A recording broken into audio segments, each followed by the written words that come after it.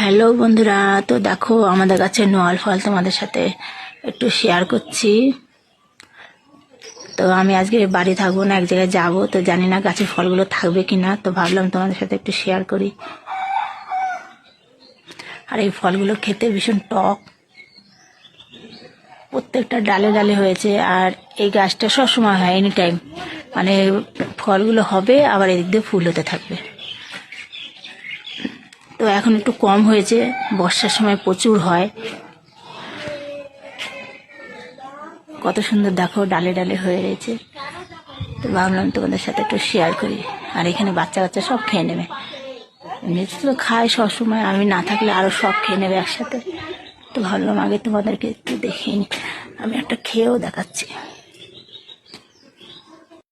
তো আমি স্নান করে পুজো দিয়ে ঠাকুরের প্রসাদ খেয়ে তারপরে আসলাম যে একটু ভিডিওটা করে নিয়ে এক জায়গায় যাবো, টাইম নেই আমার।